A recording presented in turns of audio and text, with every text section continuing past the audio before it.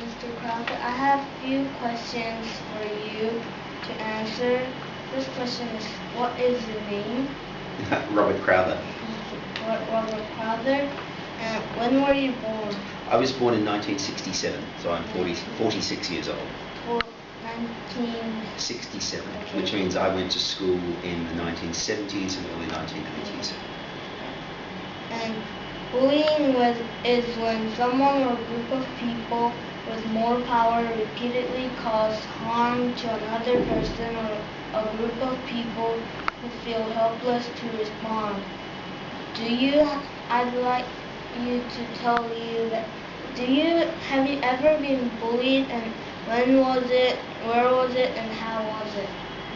Okay, yeah, I mean, when I was growing up, there were incidents of bullying where different times where different things had happened. I can give you two examples. One of which was when I was meeting my friends, people I thought were my friends. We were going to go into the city by train on a day off to go and see a movie, have lunch, do shopping, do whatever. And my friends decided to go without me.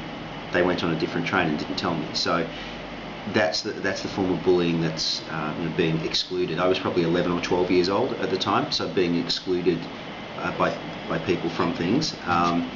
And another time was, or a series of events when I was perhaps even a little bit younger, and I used to go to basketball training, which was about a 30-minute drive from where I lived on a Sunday afternoon, and the parents used to take it in turns to take us. And this team was made up of players from lots of different places, not all from the same school. So there were a group of kids who were in the team who all went to the same school, but lived close by to where I lived. So we would all travel together. I was the only person from my school, and I used to get teased about everything: having blonde hair, being skinny. I know you can't believe I'm skinny anymore. I was skinny once.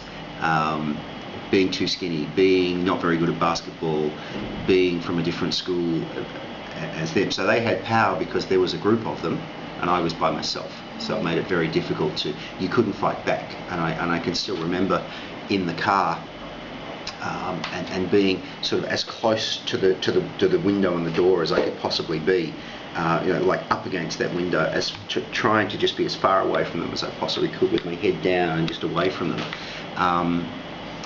And this was the late 1970s, at a time when none of the parents were doing anything about it. The parents believed that it was a normal part of growing up, and that the person who was doing the teasing or being teased should stand up for themselves and fight back.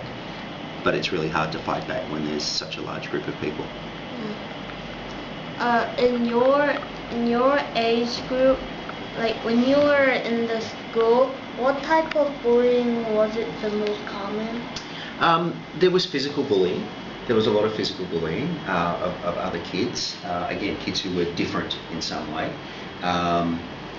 There was a lot of teasing and a lot of that exclusion. And I was probably part of it as well at different times. I think sometimes if you are bullied, if you are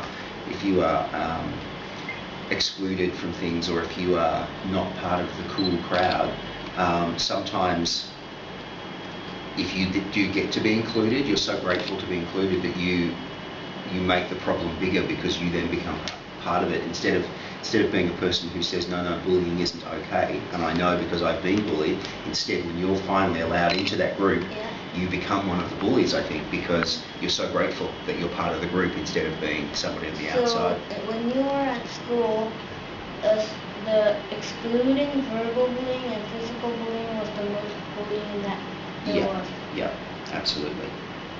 And have you ever seen somebody getting bullied? Are you talking now or when I was growing up? Yes. Yeah, I can't think of specific examples, but it was just something that happened all the time, and very few people did anything to stop it. Okay, and thank you for coming, and yeah, this is the end.